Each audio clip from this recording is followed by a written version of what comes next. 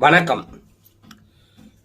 மேஷ லக்னம் இல்லைன்னா மேஷ ராசி, இது ரெண்டுல பிறந்தவங்க. மேஷ லக்னம் இல்லைன்னா மேஷ ராசி, இது ரெண்டுல பிறந்தவங்களுக்கு குரு பகவான் எப்படியெல்லாம் இருந்தா நன்மை செய்வார் அப்படிங்கிறத தான் இந்த பதிவுல நம்ம பார்க்க போறோம். முதல்ல லக்னம் அப்படின்னா குழம்ப வேணா, ஒரு ஜாதக நோட்டுல ஒரு கிடைமட்ட கோடு போட்டு லக்கினம் அப்படின்னு எழுதி வச்சிருப்பாங்க. சில எதில் லாங்கிற எழுத்து மட்டும் போட்டிருப்பாங்க, அதுக்கு பேரு லக்னம். ராசி அப்படின்னா உங்க ஜாதக வரைபடத்துல சந்திரன் எழுதியிருப்பாங்க, அந்த சந்திரன் எழுதியிருக்க பேரு இடத்துக்கு பேரு ராசி.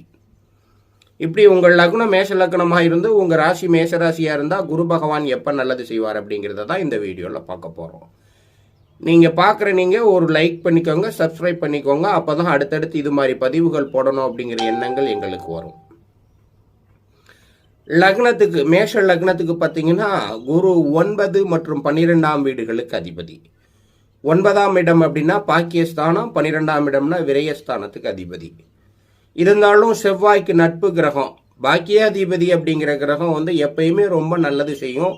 அதனால மேஷ லக்ன ஜாதகத்துல குரு பார்த்தீங்கன்னா லக்னம் அப்படின்னு சொல்லக்கூடிய மேசத்துல, 2ஆம் இடமான ரிஷபத்துல, 4ஆம் இடமான கடகத்துல உச்சமா இருப்பார். 5ஆம் இடமான சிம்மம், அடுத்து 7ஆம் இடமான துலாம், பாக்கியஸ்தானமான 9ஆம் இடமான தனுசு, 11ஆம் இடம் லாபஸ்தானம், இங்கெல்லாம் குரு பகவான் இருந்தார்னா நல்லது.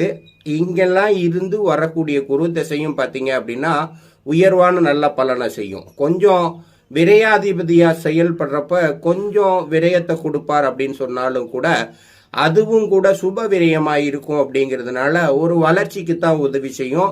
அப்ப மேஷ லக்ன ஜாதகத்துல குரு பகவான் பார்த்தீங்கன்னா லக்னம் 2, 4, 5, 7, 9, 11 இங்கெல்லாம் மேஷ லக்ன ஜாதகர்களுக்கு இருந்தார்னா குரு பகவான் நல்லது செய்வார்.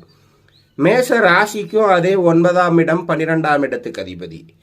இவர் இந்த மேஷ ராசிக்கு பொறுத்தளவுக்கு கோச்சாரத்துல, இது கோச்சாரத்துலனா டெய்லி தினப்பலன் பார்க்குறோம் இல்லையா, அந்த மாதிரி கோச்சாரத்தில் ராசிக்கு 2, ராசிக்கு 4, ராசிக்கு 7, ராசிக்கு 9 இங்கெல்லாம் வந்தாரு அப்படின்னா மேசராசி ஜாதகர்களுக்கு கொஞ்சம் இம்ப்ரூவ்மெண்ட் இருக்கும். கொஞ்சம் கல்யாணம் திருமண முயற்சிகள் செஞ்சால் சக்ஸஸ் ஆகும்.